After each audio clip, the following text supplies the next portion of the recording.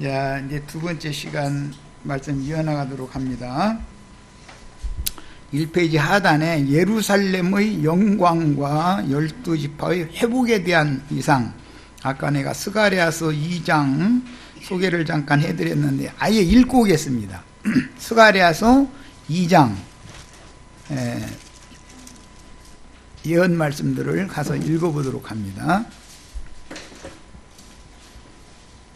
자, 내가 한 절 읽고 우리 지체들이 한 절 읽고 이렇게 교독해서 읽겠습니다.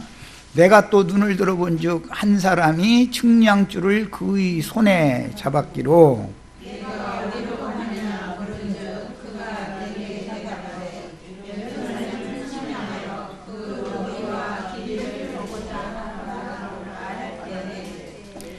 내게 말하는 천사가 나가고 다른 천사가 나와서 그를 맞으며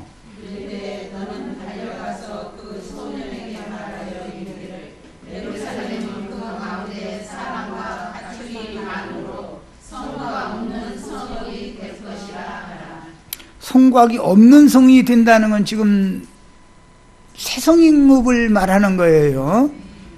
예루살렘은 이제 성곽이 쌓였으니까 돌 돌이 하나도 없이 다 무너뜨려진 다음의 성을 지금 말하는 거니까, 그렇죠? 어디가 읽었더라? 여호와의 말씀에 내가 불로 둘러싼 성곽이 되며 그 가운데서 영광이 되리라. 불성곽이라고 지난번에는 이랬는데 불로 싼 성곽이라는 게 아까 내가 소개했던 말이죠. 자, 읽습니다. 오라 너희는 북방 땅에서 도피할지어다. 여호와의 말씀이니라. 이는 내가 너희를 하늘 사방에 바람같이 흩어지게 하였습니다. 여호와의 말씀이니라. 바벨론 성에 거주하는 시온아, 이제 너는 피할지니라. 만군의 여호와께서 이같이 말씀하시되 영광을 위하여 나를 너희를 연약한 여러 나라로 보내셨나니 너희를 모함하는 자는 그의 눈동자를 모함하는 것이라. 내가 손을 그들 위에 움직인즉 그들이 자기를 섬기던 자들에게 노략거리가 되리라 하셨나니 너희가 만군의 여호와께서 나를 보내신 줄을 알리라. 여호와의 말씀에 시온에 따라 노래하고 기뻐하라. 이는 내가 와서 내 가운데에 머물 것이니라. 이게 제일 중요하죠. 주님이 오셔서 어디에 머무신다는 거죠? 새 예루살렘에 머무신다 그 말이에요. 성곽이 다 무너뜨려진 예루살렘에 머무신다 지금 그 말이에요. 그날에 많은 나라가 여호와께 속하여 내 백성이 될 것이요 나는 네 가운데에 머물리라. 네가 만군의 여호와께서 나를 네게 보내신 줄을 알리라. 여호와께서 장차 유다를 거룩한 땅에서 자기 소유를 삼으시고 다시 예루살렘을 택하시리니 모든 육체가 여호와 앞에서 잠잠할 것은 여호와께서 그의 거룩한 처소에서 일어나심이라 하라 하더라. 자, 이건 이제 예언입니다. 자, 그 다음에 로마서 11장 25절로 32절 인용한 로마서 11장을 다 같이 펴서 읽습니다. 구약 성경은 역사상에 바벨론에서 포로 기간이 70년이 마친 다음에 소수가 돌아온 것으로 1차적으로 실현이 됐죠. 그렇지만 유대 종교를 통해서 로마 교회가 다시 신바벨론이 된 거죠. 큰 음녀가 이렇게 된 거예요. 그러니까 항상 역사는 재현된다는 걸 알 수가 있는 거예요. 역사라는 건 이상하게 반복이 돼요.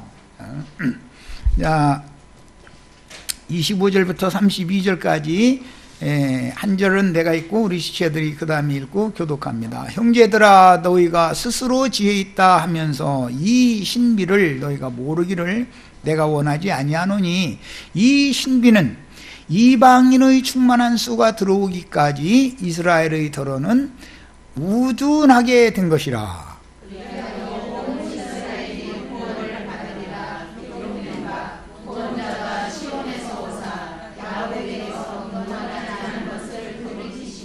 자, 이 하늘 위에 있는 예루살렘 시온에 우리는 먼저 들어가야죠. 그래야 오는 세상에 주와 함께 와가지고 여호와께서 어디서 오신다고요? 시온에서 오신다 했으니까 우리는 너희가 이룬 것은 시온산과 하늘의 예루살렘, 그곳에 우리가 들어가는 것을 인생의 목적으로 삼고 살아야 된다 이거예요. 이 땅에 사는 건 다만 나그네로 사는 것일 뿐이니까. 야, 내가 그들의 죄를 없이 할 때 그들에게 이루어질 내 언약이 이것이라 함과 같으니라. 그들은 누구죠? 예, 이스라엘을 말한 거예요. 혈통적인 이스라엘. 네. 자, 하나님의 은사와 부르심에는 후회하심이 없느니라.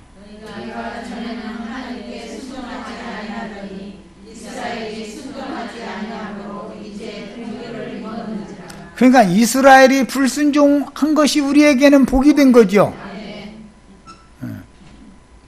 자, 이와 같이 이 사람들이 순종하지 아니하니 이는 너에게 베푸시는 긍휼로 이제 그들도 긍휼을 얻게 하려 하심이라. 그들도 이제 긍휼을 얻는 때가 반드시 온다는 거예요. 이것이 성경 약속이에요.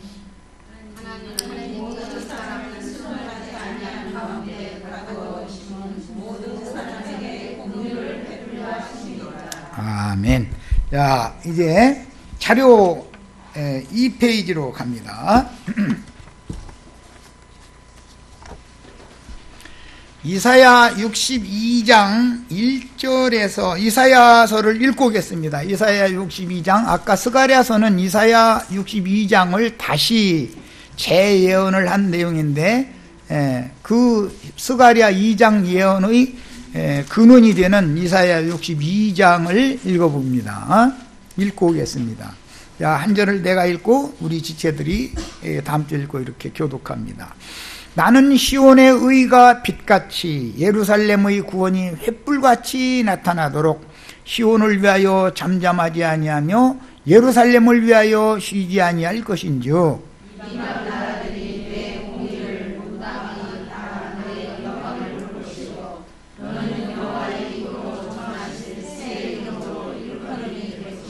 자, 예루살렘이 새 이름으로 일컬음이 되는 것은 새 예루살렘이 되는 것이고 신부 곧 어린 양의 아내라고 일컬음 받는 거죠.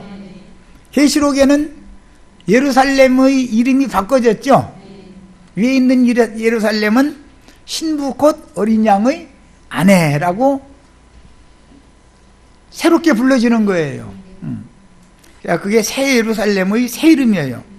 새 이름으로 일컬음이 될 것이며 너는 또 여호와의 손에 아름다운 관, 네 하나님의 손의 왕관이 될 것이라. 다시는 너를 버림받은 자라 부르지 아니하며 다시는 내 땅을 황무지라 부르지 아니하고 오직 너를 헥시바라 하며 내 땅을 풀라라 하니 이는 여호와께서 너를 기뻐하실 것이며 내 땅이 드러난 것처럼 될 것이니라. 헵시바는 히스기야 왕의 부인 그 황후 이름이죠. 대답을 안 읽어보니까 안 읽어본 것 같아. 성경을 자세히 안 읽어보니까 늘 그래. 이 이사야 선지자는 히스기야의 병을 고쳐준 선지자였잖아요. 히스기야의 부인 이름이 헵시바였어요. 헵시바. 헵시바는 나눠주에 보면 뭐라고 되어 있죠? 나의 기쁨이 그녀에게 있다. 그런 뜻이에요. 그 다음에 뷸라는 결혼한 여자. 버림받았는데 결혼을 하게 된 거예요. 그게 예루살렘이 버림받았다가 다시 하나님의 사랑을 받는 아내가 되는 얘기를 지금 하는 거죠. 자, 그 다음에 마치 청년이 처녀와 결혼함같이 네 아들들이 너를 취하겠고 신랑이 신부를 기뻐함같이 네 하나님이 너를 기뻐하시리라.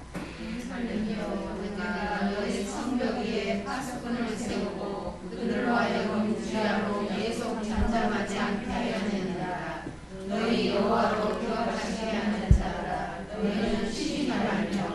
또 여호와께서 예루살렘을 세워 세상에서 찬송을 받게 하시기까지 그러시지 못하시게 하라. 여호와께서 그 오른손 그 능력의 발로 맹세하시되 내가 다시는 내 곡식을 내 원수들에게 양식으로 주지 아니하겠고. 예루살렘의 곡식, 예루살렘의 곡식 얘기를 잘 이제 기억해 두세요. 자, 또 읽어 나갑니다.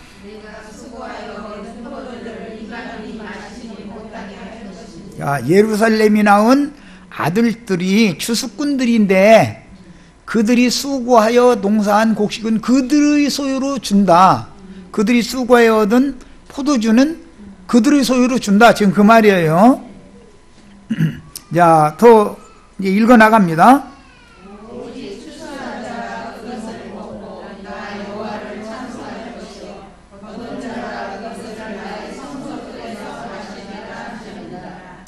성문으로 나아가라. 백성이 올 길을 닦으라. 큰 길을 수축하라. 도를 제하라. 만민을 위하여 기치를 들라. 여호와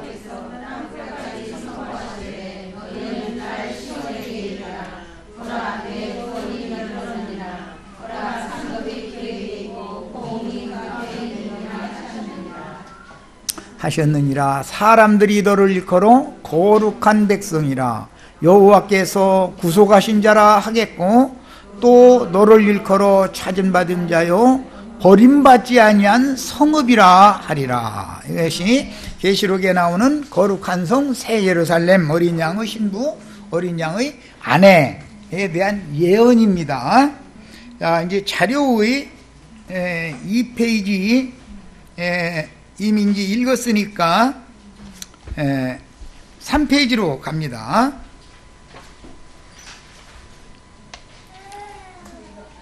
새 예루살렘에 대한 이상은 바벨론에 사로잡힌, 역사상으로 사로잡힌 이스라엘에게는 그때 당시로서는 너무나 막연한 꿈이었죠.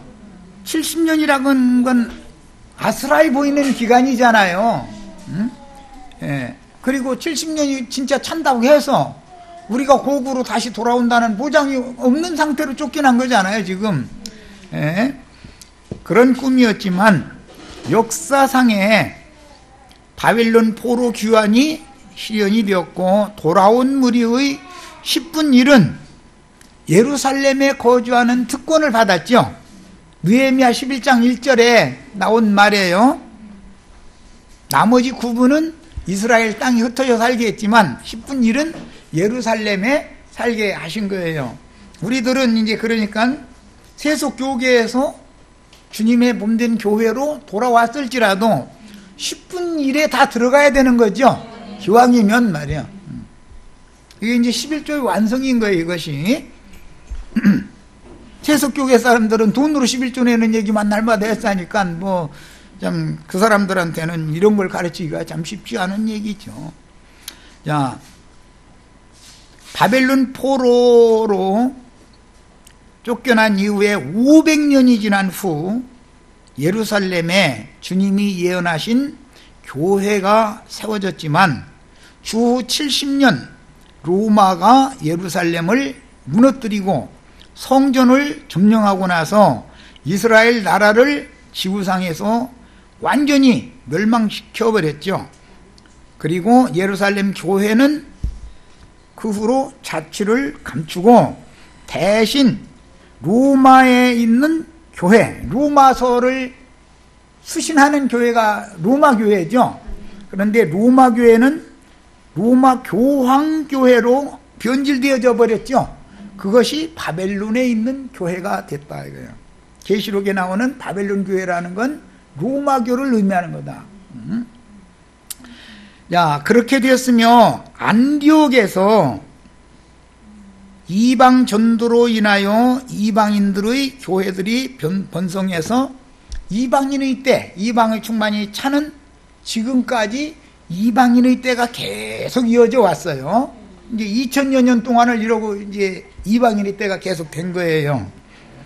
자, 이제 사도행전 1장 6절로 8절을 같이 읽어봅니다.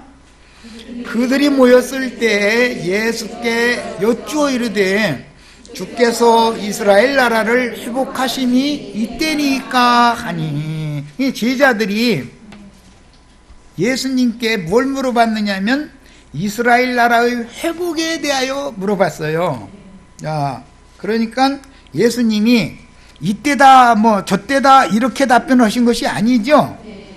이르시되 때와 시기는 아버지께서 자기의 권한에 두셨으니 너희가 알 바 아니요 오직 성령이 너희에게 임하시면 너희가 권능을 받고 예루살렘과 온 유대와 사마리아와 땅 끝까지 이르러 내 증인이 되리라 하시니라 그랬는데, 땅 끝까지 이르러 주의 증인들이 파송이 되면 이제 마태복음 24장 가서 한 절 찾아 읽고 오겠습니다.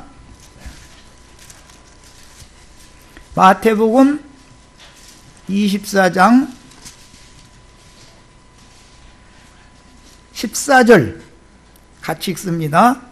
이 천국 복음이, 예수님이 전파하시던 그 천국 복음이 모든 민족에게 증언되기 위하여 온 세상에 전파되리니 그제야 끝이 오리라 그랬어요. 지금 온 세상에 모든 민족에게 복음이 다 전파되는데 2000년이 걸린 거죠. 이방인의 때 기간은 모든 민족 온 세상에 이 천국 복음이 전파되는 기간과 맞물린다 그런 것을 알 수가 있는 거예요. 그러기 위해서는 매 세대마다 주의 증인들이 보냄을 받아야죠. 매 세대마다. 자, 그러니까 이스라엘 나라를 회복하는 것은 모든 민족에게 땅끝까지 복음이 전파된 다음에나 이스라엘 나라가 회복된다는 것이죠, 사실은. 그런데 그렇게 지금 내가 얘기하는 것처럼 그렇게 얘기를 했으면은 제자들이 나가서 목숨 내놓고 전도를 해요, 안 해요? 아이고, 우리 시대는 상관없구만 잃어버리죠. 그러면 주님 뜻이 이루어질 수가 없는 것이죠.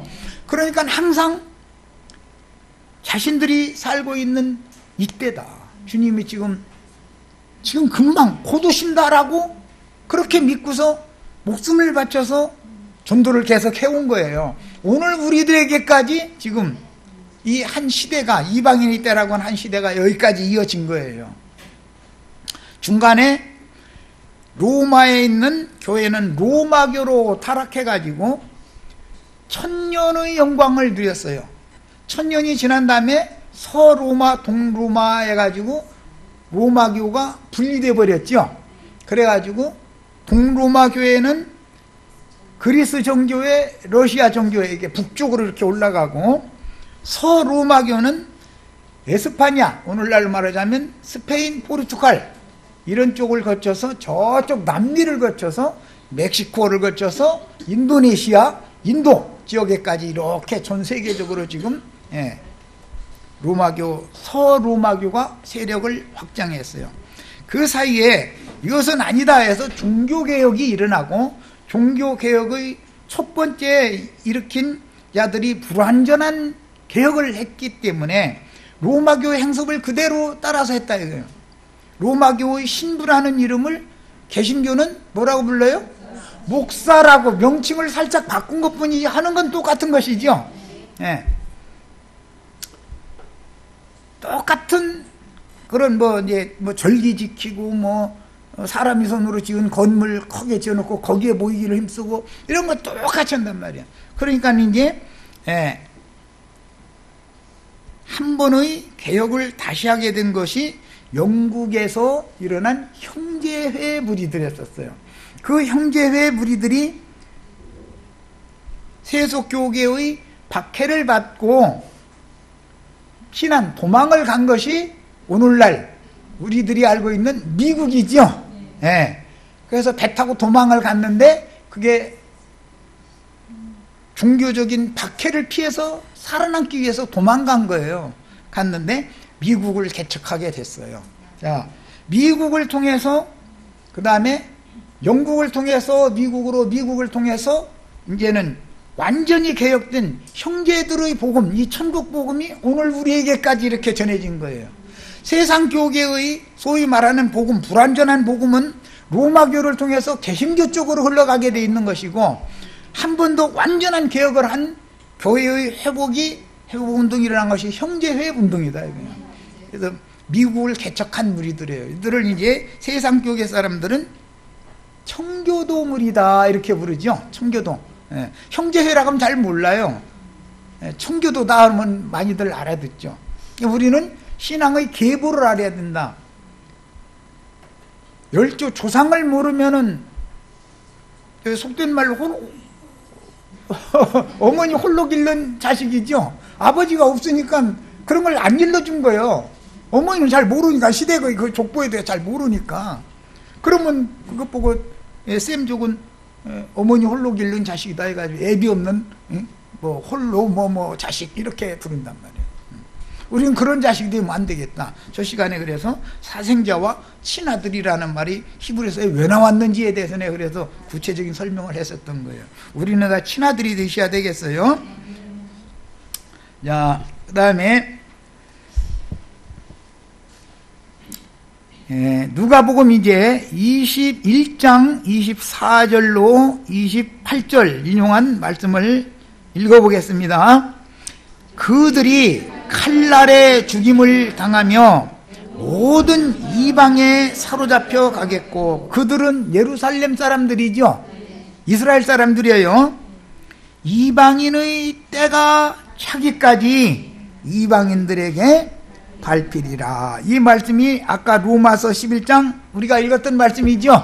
이방의 충만한 수가 차기까지예요. 계시록에서는 6장 9절로 11절에 하나님 말씀과 저희 가진 증거를 인하여 목배임을 받은 증인들의 수가 차기까지 이란 말이에요. 우리는 그 수에 다 들어가는 걸 추구하는 거예요. 여기저기 이제 저 젊은 형제 자매들은 너무 겁먹지는 마. 그래 주님이 다 알아서 할 거니까. 그 문제는 꼭 인생 살 거 다 살았다고 같이 가자고 자꾸 그러면 그건 또 억지로 되는 게 아니죠. 이거는 주님 손에 다 맡겨야지. 그러나 진리는 알고 있어야 된다 이거야. 남은 자가 되는 것도 진리를 알고 남아야 되지 않냐 이 말이에요. 자, 그 다음에 1월 성신에는 징조가 있겠고, 땅에서는 민족들이 바다와 파도의 성난 소리로 인하여 곤란한 중에 곤고하리라. 이것은 세상이 아주 서란한 소문들이 그냥 뭐 전쟁 소문, 뭐 원 소문, 뭐 무슨 요즘에 아주 하루도 조용한 날 없죠. 뭐 IS가 일어나서 뭐 전쟁을 일으켰느니, 뭐 사람들을 뭐 예수 믿는 사람들 붙잡아다 참수했느니, 뭐야 했다지. 또 김정은이는 뭐 핵폭탄 만들어 가지고 터뜨리겠다고 원포는다 해갖고 아주 정신이 하나도 없죠. 이게 말씀의 징조예요, 사실은. 그리고 지금같이 사람들이 포악할 수가 없어요.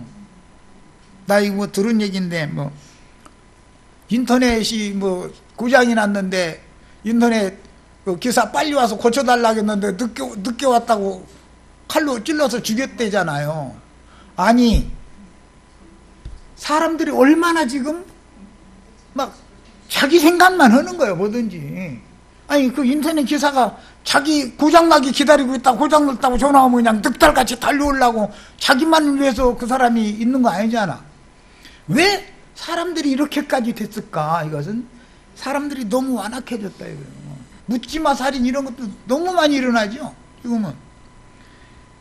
옛날이라 할 것 없이 나 어릴 때는 어디서 살인사건 났다 하더라 하면은 3, 4동네 온 나라 신문이 시끌시끌하고 하나만 만약에 죽었다면 큰 난리였어. 그런데 지금은 몇십 명 죽는 건 보통이요. 파리 목숨같이 여겨버려. 얼마나 사람들이 완악해졌는지. 생명을 이렇게 무시하는 시대가 왔다는 건 시대가 끝이 왔다는 걸 보여주는 반증이라는 거예요.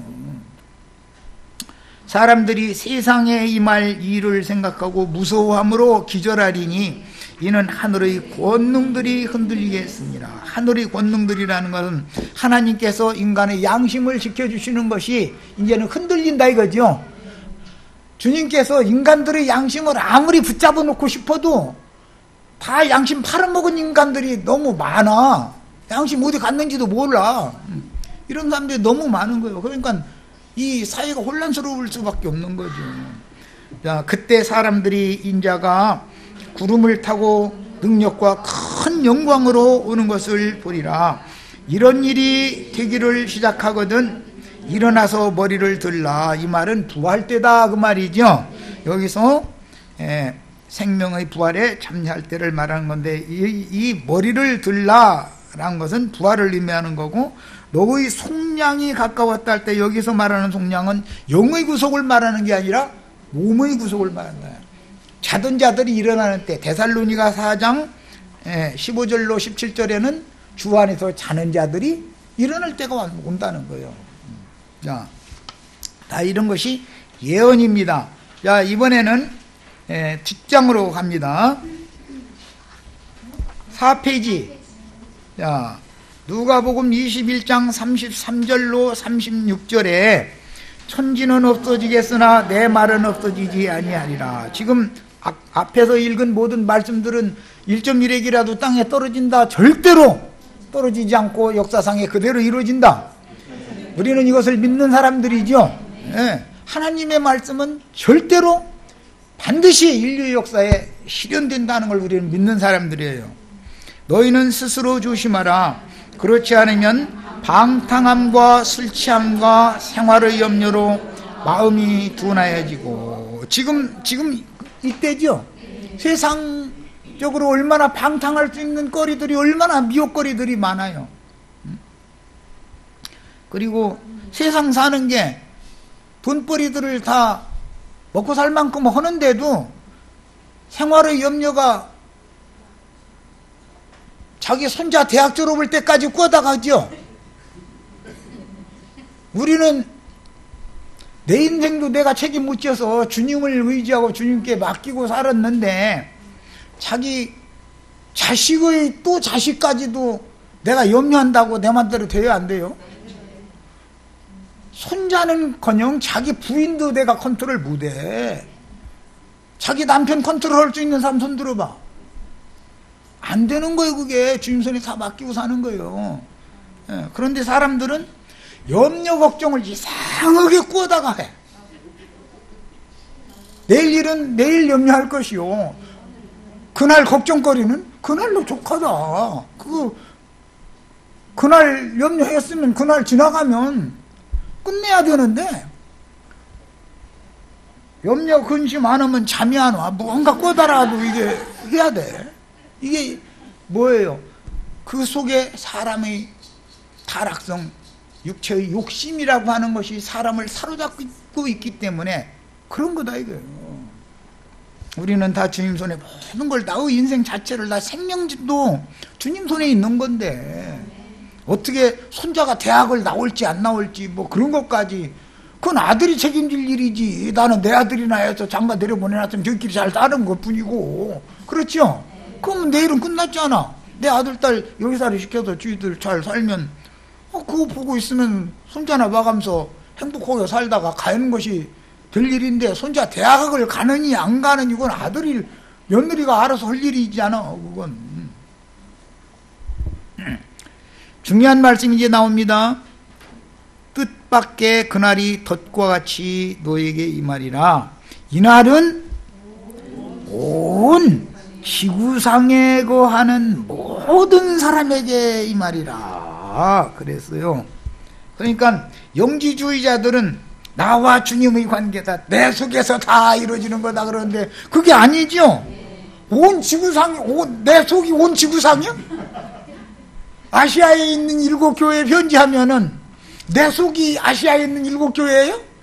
그럼 뭔 말을 너무 신령원치, 너무 지나치게 신령하면 안 된다 이거예요. 성경의 문맥의 흐름에 따라서 합당하게 성경을 해석할 수 있는 균형 잡힌 신앙을 가져야 된다.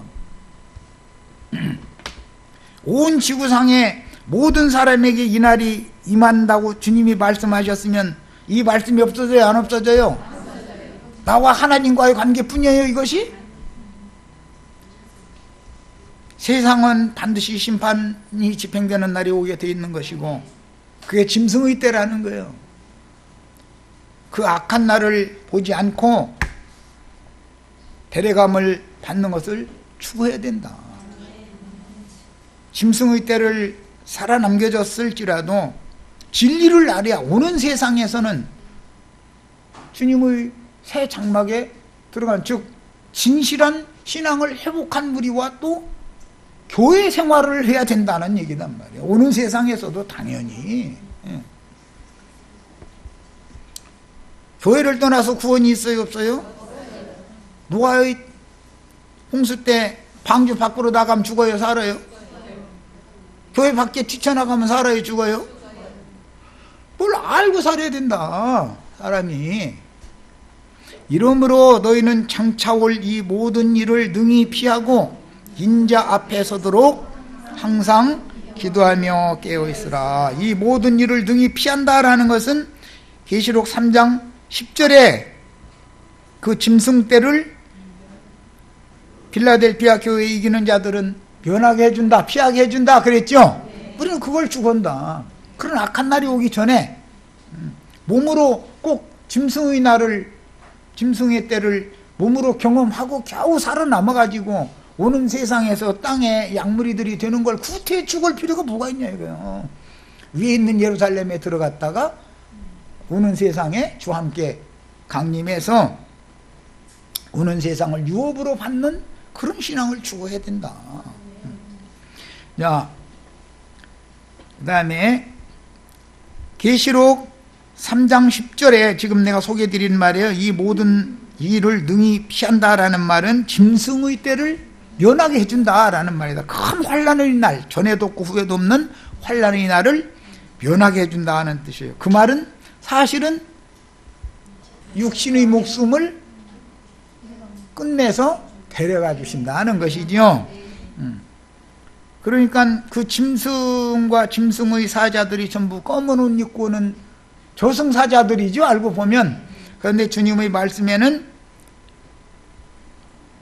너희 몸을 죽여도 영혼을 어찌하지 못하는 그런 자들을 두려워하지 말고 너희 몸을 능히 죽이고 살리고 하는 권세가 있을 뿐 아니라 영혼을 능히 생명의 세계로 데려가거나 영원한 불못에 던져넣는 그분을 무서워해야 된다.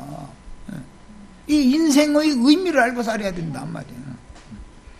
그 다음에 이방인의 때 로마 교회는 바벨론에 있는 교회로서, 이건 베드로전서 5장 13절에 나오는 말이죠. 바벨론에 있는 교회가 너희에게 문안한다 그랬는데 그게 계시록 17장에 나오는 큰 성 바벨론, 큰 음력교회죠. 로마교는 큰 음력교회가 되었다. 바벨론에 있는 교회로서 번성하여 1000년 영화를 누렸지만 AD 1000년이 조금 지났을 때 로마 교황국의 멸망과 함께 동방교회와 서방교회로 분열되어 사탄의 보좌가 세워진 세속교계로 타락하여 오늘에 이르렀는데, 주후 1000년경에 로마는 오스만 터키라고 그러죠, 오늘날. 회교 세력의 확장에 밀려서 예루살렘까지 점령당한 채로 오늘에 이르고 있어서 주님의 예언이 역사상에 응했습니다. 이때 예루살렘의 정복을 회복시키기 위해서 3차에 걸친 십자군 전쟁이 있었었죠. 그런데 오히려 로마라고 하는 강대국이 회교도들한테 졌다 이거예요. 그래서 예루살렘 성은 아직도 회교도들이 모스크 사원이 서 있죠. 신전이 서 있는 게 아니고.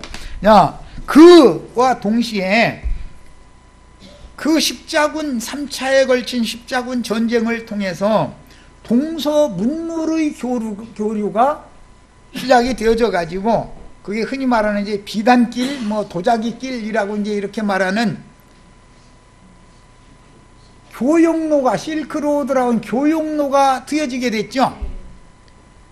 히말라야 산 중에서 제일 높은 산이 텐샨 산맥이라고 하는 중국에 있는 하늘과 맞닿은 산이다. 그래서 하늘천, 그 다음에 윗상자 써서 천상의 산이다. 중국말로는 텐샨, 텐샨이라고 그러죠. 예. 천상산, 예. 하늘과 맞닿은 그 산 구퉁이로 돌아서 중구로까지 오게 됐단 말이야. 그때 당시는 원래 고대사의 이제 그 교회 시대의 초기 때는 서편 쪽으로 에스파니아 쪽이 가장 끝이었기 때문에 서편 끝까지 간다는 건 에스파니아를 가는 것을 말하는 거라고 생각을 했어요. 그리고 그때는 지구가 네모 반듯해서 에스파니아에서 조금 더 갔다가는 배가 낭떠러지로 떨어진다고 생각을 했어요. 그런데 시대가 지나면서 항해술이 발달하게 됐죠. 예. 극이라는 걸 알게 돼서 북극, 남극의 자석을 이제 발견하게 되므로 그걸 이용해서 먼 데까지, 예. 뭐 아문젠 이런 사람들은 북극 여행까지도 했고 막 이제 이렇게 막 항해술이 발달을 하는 거예요. 그때는 해양 대국이 군사 대국이었단 말이에요. 그래서 바울 사도도 편지글에 보면 고린도 교회에 내가 너희를 거친 다음에 나는 에스파니아로 가기를 바란다. 거기가 땅끝이라고 생각했기 때문에 땅끝까지 이르러 내 증인이 되어라. 이 말씀을 그렇게 생각을 했던 거예요. 그런데 나중에 문화가 점점 더 발달하고 나니까 동방 끝이 인도라고 생각하게 됐어요.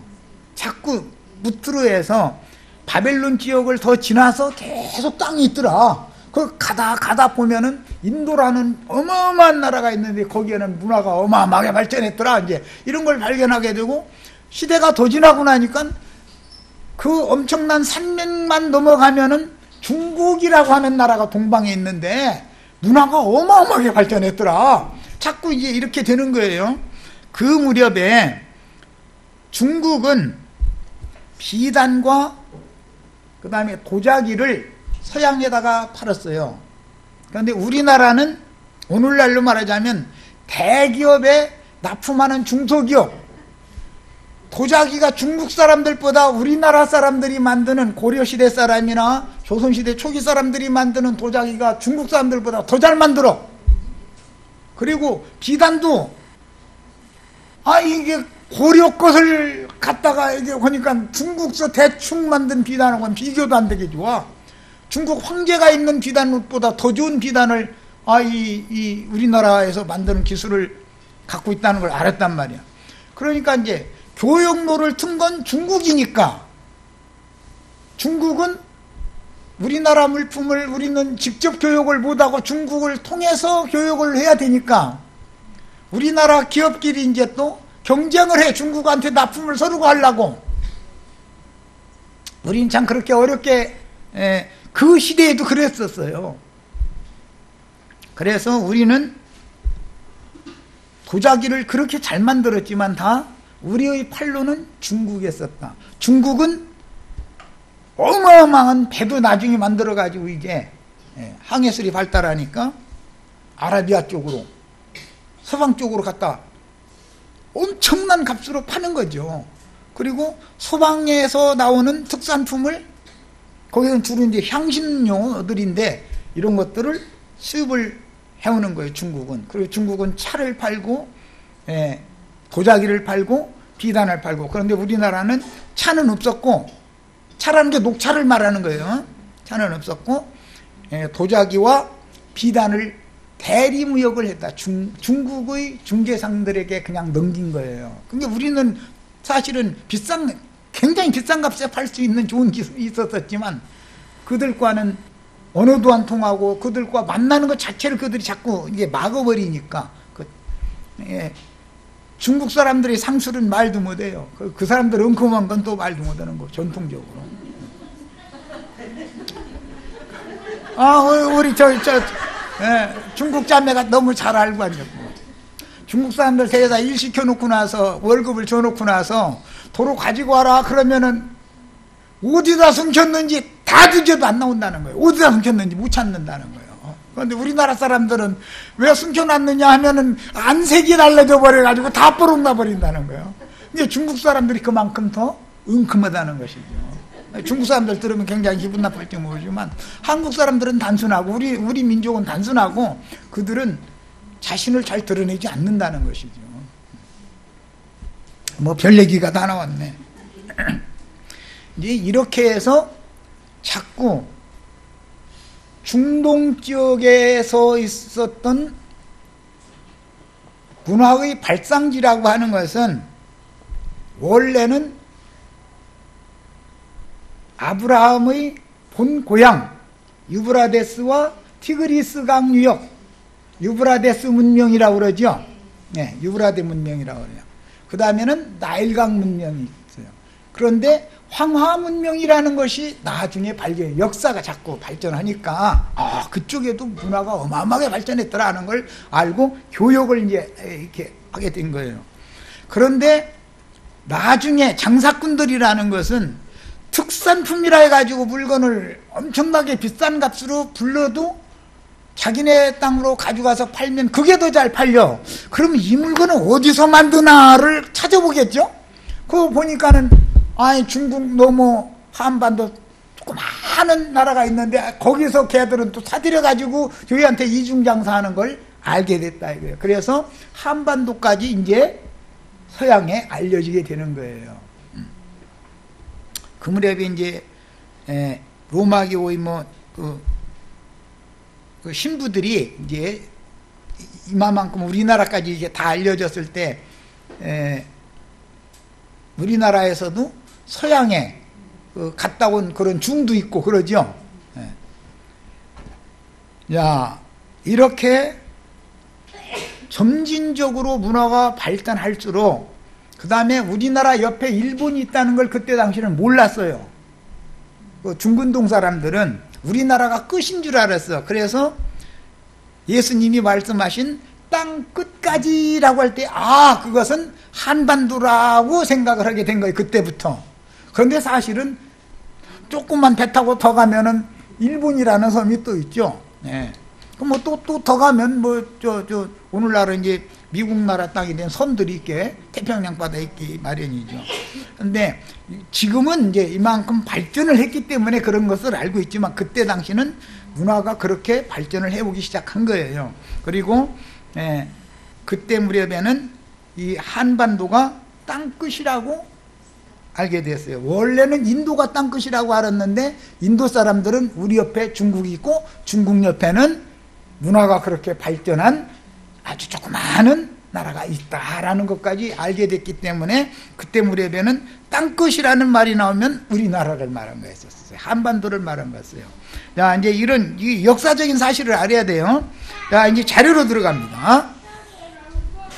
예루살렘에서 시작되는 복음 전파는 유대와 사마리아와 땅 끝까지 이르렀고 그때 당시는 문화가 3차에 걸친 십자군 전쟁을 통해서 교역로가 열리고 시간이 지나면서 중국 건너에 한반도라고 하는 조그만 나라가 또 있다. 거기가 땅끝이다 라고까지 알게 되게 됐다는 그 과정 얘기를 지금 한 거예요. 자, 이기는 자들이 이방 교회들에서 나와서 첫째 부활에 참여하여 하늘의 예루살렘 곧 신부성에 들어갔다가 주와 함께 인맞은 이스라엘 12지파가 회복하게 될 예루살렘 교회는 반드시 부활된다, 회복된다는 걸 꼭 믿으셔야 돼. 로마서 11장이 말하는 건 육신적인 이스라엘이 회복되는 얘기를 하는 게 아니에요. 신앙의 회복을 말하는 것이기 때문에 예루살렘 교회가 회복된단 말이에요. 반드시 신앙이 회복되는 거예요. 그래야 완전히 이스라엘의 회복이라는 말, 예루살렘의 회복이라는 말이 성경에 나오는데 그 말은 신앙, 예루살렘 교회의 회복을 말하는 거다 이거. 신앙의 회복을 말하는 거다 이거요. 사람이 회복되는 건 육신적으로 회복될 수는 없는 거죠. 복음을 믿으면 사람의 영혼이 예수님의 형상과 모양으로 회복되는 얘기를 하는 거잖아요. 네. 그래서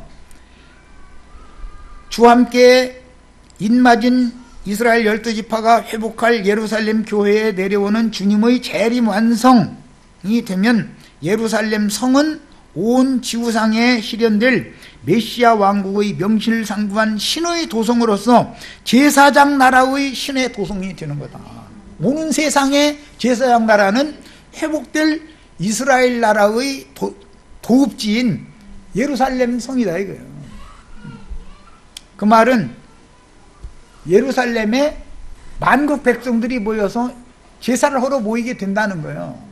그걸 회복한다는 거예요. 이게 예언이에요. 그 다음에 예루살렘 교회의 영광은 그 천년이 차기까지 이제는 절대 예루살렘 교회가 멸망하지 않는다. 천년 영광을 로마교는 바벨론 교회의 영광을 누렸지만 회복된 예루살렘의 영광은 오는 그 천년이라고 성경이 지시에는 천년 영광을 누린다. 세상 나라에서는 대부분 500년 미만의 나라가 세워져도 다 무너집니다. 500년 미만에. 그런데 천년 영광이라는 것은 하나님 오실 때는 아주 장구하고 무궁한 영광을 주는 것을 상징한다는 것을 알 수가 있는 거예요. 이렇게 오는 세상에 회복될 예루살렘 교회의 영광은 천년이 차기까지 절대로 무너지지 않는다. 왜? 사탄의 활동을 하나님이 제약해버리기 때문에 무너지지 않는 거예요. 자, 조금만 더 읽어나가겠습니다. 인맞은 12지파로 말미암아 회복될 예루살렘 교회는 그 천년이 차기까지 메시아의 영광을 선포하며 자랑하게 될 것인데 온 지구상의 모든 교회들에게 그 천년 동안 영원한 복음을 전파하는 중심 역할을 할 것이며 회복될 이스라엘 왕국의 도성으로서 현대의 전 세계를 지배하는 나라는 미국이죠. 로마 시대에는 모든 길은 어디로 통한다? 로마로 통한다. 현대는 모든 길은 뉴욕으로 통한다. 이렇게 뉴욕은 하여튼 하늘길, 백길, 철도길, 자동차길, 전 세계 모든 길은 뉴욕을 거쳐서 다 이게 가게 돼 있죠. 그러나 이제 시대가 바꿔지면 모든 길은 예루살렘으로 통한다. 그런 시대가 오는 것이다 라는 말이에요. 그만큼 새 시대가 반드시 온다. 현대의 미국에 이어 염소무리의 마국 백성들인 만국 백성들을 다스리는 중추적인 역할을 이스라엘이 하게 된다. 우리는 성경 예언을 믿는 거예요. 지금 이스라엘이 저렇게 고통받고 있고 아무것도 아닌 것 같고 한반도가 아무것도 아닌 것 같고 남부로 갈려가지고 찌그락짜그락 그러니까 한반도가 무슨, 그런데 그 모르는 거죠. 나라가 작다고 해서 세계를 지배하고 호령하지 못하는 건 아니죠. 영국이 미국처럼 큰 나라가 아니었죠. 그렇지만 영국은 해가 지지 않는 나라였어요. 전 세계를 지배했어요. 하나님이 영국에게 왜? 영국은 복음을 맡았고 복음을 전파하는 사명에 모든 것을 바쳤기 때문에, 국력을 거기에 소비를 했기 때문에 영국은 해가 지지 않는 나라였어요. 우리나라도 그런 소망이 있는 거예요. 이스라엘과 양극에서, 양 끝에서 반드시 두 중추적인 우주의 지배국이 될 수가 있다. 이런 거에 대해서 이상이 다 밝아지셔야 됩니다. 나는 성경 얘기하는 거예요 지금. 이제 여기까지 일단 두 번째 시간 마칩니다.